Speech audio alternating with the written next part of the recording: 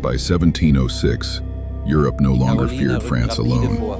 Across the continent, another power had begun to dominate every conversation: Sweden. And at the center of it stood a 24-year-old king, Charles XII. For 6 years, the Karelian army had marched from victory to victory: Humlebeck, Narva, the Duna, Kalisz, Fraustadt. Every enemy that stood before them had broken. But the Great Northern War was not yet over. Far to the east, the Russian army still survived. And before Charles XII could turn fully toward Russia, one final chapter had to unfold in the heart of Europe. After the disaster at Fraustadt, the balance of the war had shifted completely. The Saxon-Russian alliance was collapsing. At Grodnau, tens of thousands of Russian troops under Tsar Peter had become trapped deep inside hostile territory. Swedish cavalry cut supply lines. Winter, starvation, and disease tore through the camp. But Peter refused to let his army die there. As winter slowly loosened its grip around Grodnau, the frozen Niemen River began to thaw, and the Russians saw their chance to escape. Before dawn, chaos erupted inside the city. Cannons were rolled through Grodnau's narrow streets and dumped into the icy river beside the bridge, rather than left behind for the Swedes to capture. Exhausted Russian soldiers flooded across the crossing in desperate waves. Then the bridge was set ablaze. The moment the Swedes realized Grodnau was being abandoned, Charles mounted his fastest cavalry and rode in pursuit himself. Swedish advance forces soon caught parts of the Russian rear guard, and brutal skirmishes erupted along the retreat routes. But the main Russian army managed to stay just far enough ahead to avoid destruction. Then came the spring mud. Roads collapsed into deep rivers of mud where horses sank almost to their bellies. And farther south, the Russians disappeared into the vast Pripyat marshes. At last, Charles realized the chase could go no further. The pursuit was abandoned. Yet Charles himself had already begun looking elsewhere, toward Saxony, the homeland of Augustus the Strong, the man who had started the war against Sweden. Now, Charles intended to break him completely. In 1706, the Karelian army marched straight into Saxony itself. Europe watched in disbelief. No foreign army had threatened the electorate so directly in generations, and there was almost nothing Augustus could do to stop it. The Swedish army now stood in the middle of Europe undefeated. 30,000 hardened veterans, disciplined, experienced, feared. The blue and yellow banners of Sweden now flew deep inside enemy territory, while Augustus desperately tried to hold his collapsing coalition together.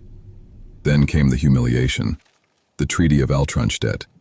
Under enormous pressure from Charles XII, Augustus was forced to abandon the Polish crown entirely. He renounced all claims to the throne, recognized Stanislaw Leszczynski as king, and agreed to peace with Sweden. For Charles XII, it was a complete political victory. One of Sweden's greatest enemies had effectively been broken. But even then, the war refused to end cleanly, because while Augustus officially made peace with Sweden, he secretly continued cooperating with the Russians, and in Poland, the fighting continued.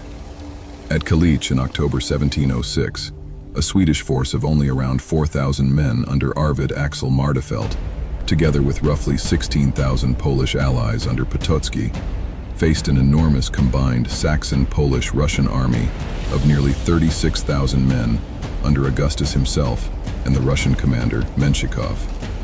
As their Polish allies abandoned the field, the Swedish infantry found itself standing alone against an army nearly 10 times its size.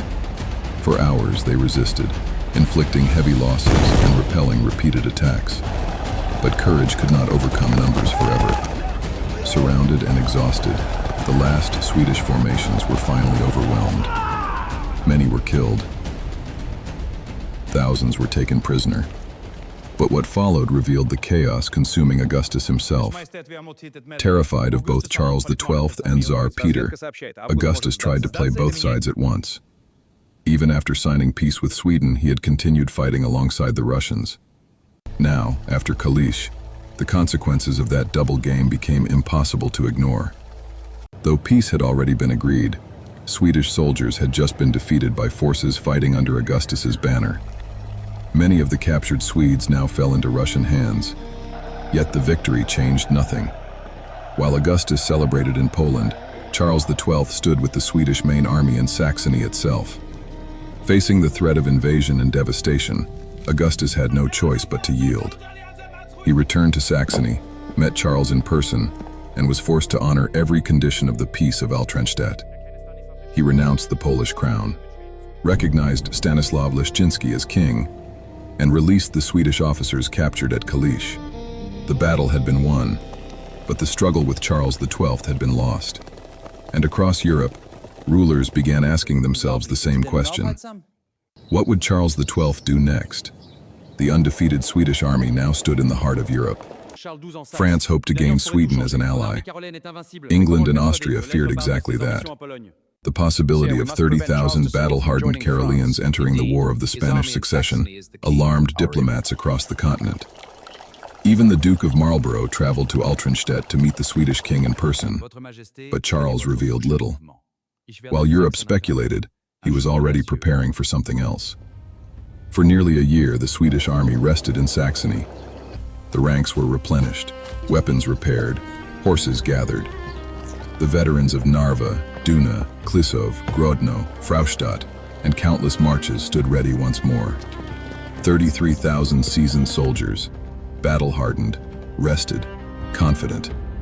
And in the autumn of 1707, the army finally marched, not west, not south, but east, toward Russia, toward Peter the Great, toward Moscow.